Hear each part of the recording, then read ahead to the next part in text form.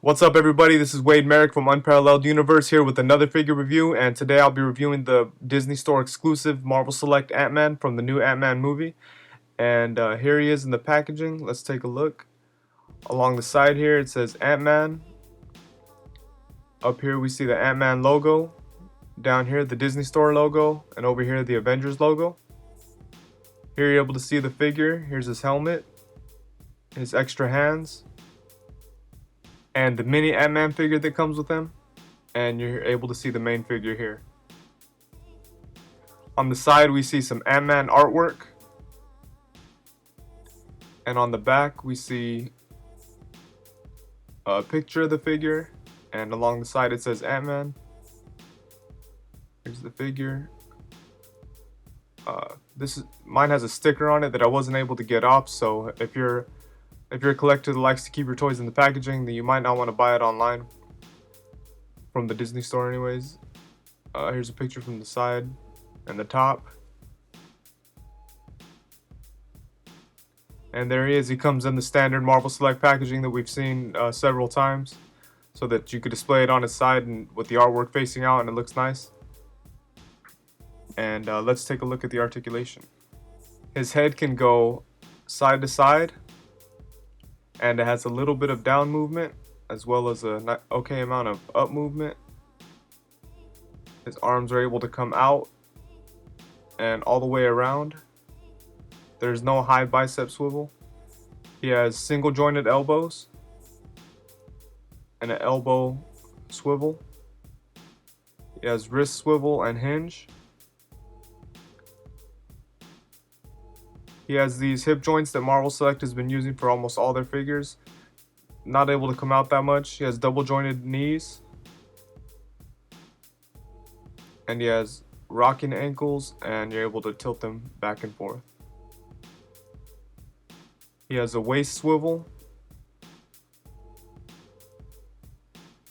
And he has a joint in the middle of his torso that allows him to hunch forward a bit. And he could also come back a nice amount. So he has a decent amount of articulation. Marvel Select has gotten better and better about where their articulation goes and how much articulation they're able to put in there. I know they're only allowed a certain amount of points, so to me it kind of seemed like it was a waste to have the mid-torso joint and the waist swivel, because you could have done that with a torso joint, but it's okay. I mean, nothing else really suffers because it's missing articulation or anything like that. It has a good amount, but let's take a look at its accessories. So Ant-Man comes with several sets of hands. This is the first set, is just a pair of fists. And then he has some slightly open hands. Then he has some more open hands that look a little bit more dramatic. And he also comes with two different heads. This is the first head, which is his standard masked head. And you can see that it's really well sculpted from the side. And they did a really good job on that. Then he also comes with the unmasked head. And I think this is the only difference between the standard version and the Disney Store exclusive version, is that it comes with this unmasked Paul Rudd head. And I think they did a good job on that. And he also comes with this mini Ant-Man figure. And you can see that it has a pretty decent amount of detail for such a little figure. See a little bit of costume details on the back of it. And you can see that his helmet is all the way sculpted, and there's even a little bit of paint in there. I don't really like comparing the Marvel Select figures to the Marvel Legends figures, but in this case I wanted to just show how much better the Marvel Select version is. I mean, the only thing that the Legends version has on it that's probably a little bit better is just its arm articulation, but other than that I think the Select version is just a lot better. The sculpt is a lot more accurate, and it just has a lot more details, and I just think it's better made than the Marvel Legends version. And for some size comparisons, here he is to the Age of Ultron Marvel Select Hulk.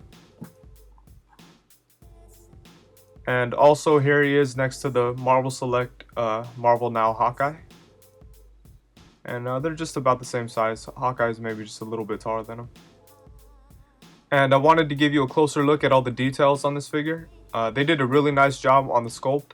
There's just a lot of cool details all the way throughout the figure. You can see that the helmet is really nicely sculpted.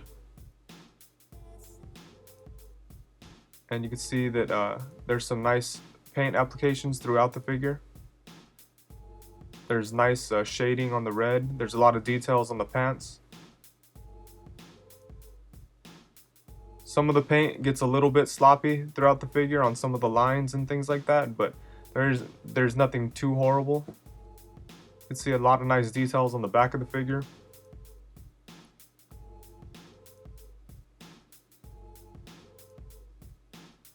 Again, a little bit more sloppy paint, but and these things are kind of strange. They're supposed to fit into these holes in the back of the helmet, and they'll go in there, but they won't stay at all. As soon as you move the head, they pop right out. So I'm not sure if the standard version will have that too, or if they'll be attached because his head doesn't need to be removed. So all in all, it's a great figure. I'm happy to have it in my collection. And I was really excited when they showed the promotional pictures for this figure. I didn't really have any interest in the Ant-Man movie until I saw this figure, and then I was all excited about it. But anyways, make sure to check out CoolToyReview.com and be sure to check out the Action Figure Blues podcast. Both links will be in the description below. And if you like the video, please make sure to subscribe and leave comments. Let me know what you think about the review and the figure. Thank you very much. Peace.